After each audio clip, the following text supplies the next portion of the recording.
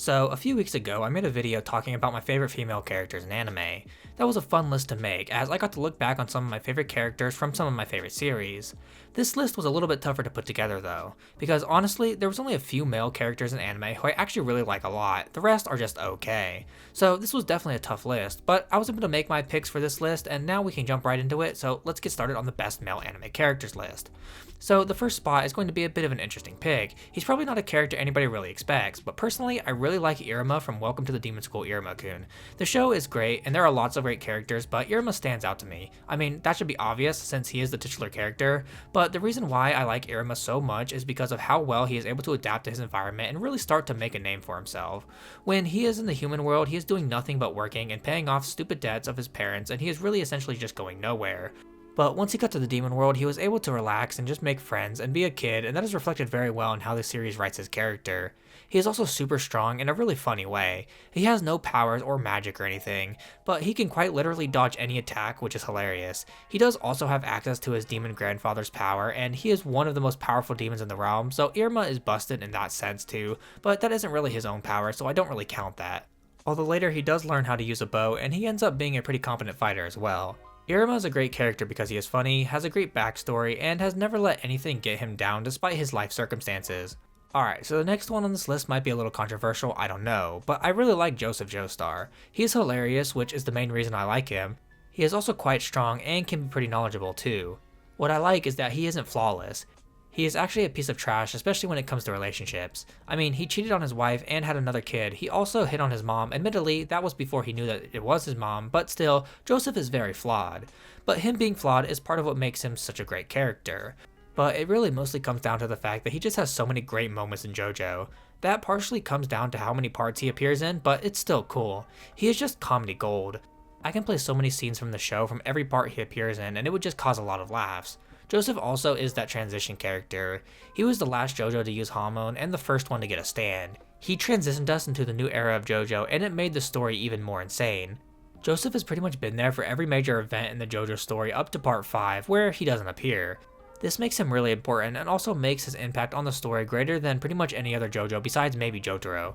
But yeah, Joseph is my favorite JoJo and really one of my favorite male characters in anime. Now, this pick is most definitely not going to be controversial in any way. I put Killua here. You see, Killua, like every character in Hunter x Hunter, is insanely well written, except that he takes it up a notch. Killua's story and his growth throughout Hunter x Hunter should be studied because, like, damn, he is a pure definition of how to write an amazing character. Killua is from a family of assassins, but unlike the rest of his family, he has a heart. Sure, he can kill, and he has done so. After he meets Gon, he gets the out he needs so he can finally escape his family. But meeting Gon became way more than just an out. They became genuine best friends, and you can see that throughout all their interactions. But Killua took it to another level. Although Gon cared about Killua, it wasn't to the same degree as how Killua felt. Gon was the person who brought light into Killua's world, and Killua repays this kindness by always being a great friend. Killua grows to be a genuinely compassionate person. Does he still have bad tendencies? Yeah, of course he does. It's how he was raised, but he is different from how he was at the beginning. He is stronger both physically and mentally. He is no longer as afraid of his family. He actually overcomes this fear for Gon. He confronted his family to save Gon's life. Killua is a genuine friend and someone who I think anyone would love to have around. He is also just kinda cool too though. Getting introduced to him with his nonchalant attitude and his cool skateboard plus his lightning nen ability, it all just makes him really cool. So yeah, Killua is great. So the last two on this list probably aren't going to be all that surprising to anybody who enjoys these anime or has at least heard of these anime. So the first character out of the two of them I'm going to highlight is Guts from Berserk.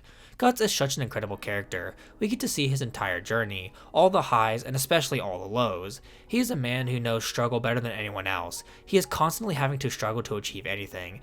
His relationships with other characters in the story also makes him great. The way he interacts with the people around him makes so much sense considering how he was brought up and for what he continues to go through.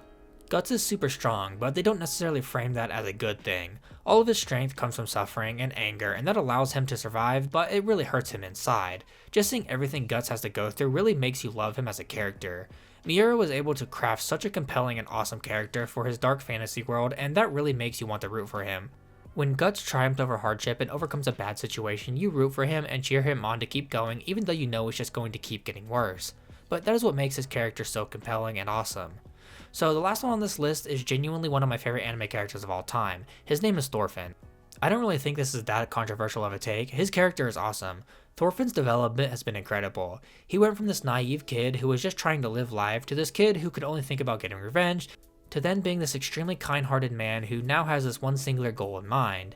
And the way that we get to see all of that in development is just incredible. The Farmland arc is genuinely one of the greatest seasons of anime I have ever watched, and that is largely thanks to Thorfinn. His character was just incredible. At the beginning of that arc, we see just how broken he is. He doesn't care about living or dying and just lives every day in despair.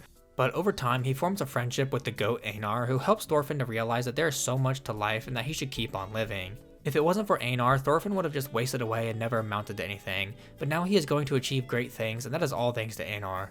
One thing I really loved about Thorfinn's development is that he doesn't fight back with physical violence anymore. He fights with his words. He can still fight, but he often chooses not to. I mean, probably the most famous line from season 2 is Thorfinn saying, "I have no enemies," which is a quote that goes extremely hard. But that scene just shows exactly what I mean. He doesn't fight back and actually chooses to get his ass beat also he could see Canute and tell him to stop this pointless war. I love seeing Thorfinn's development, and I really just can't wait for season 3 to come out already because I know it's going to be great. Alright, so that was my list. Let me know what yours is down in the comments below. Or you can just roast my list and let me know what you think.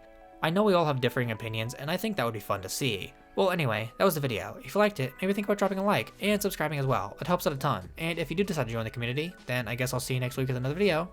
Bye!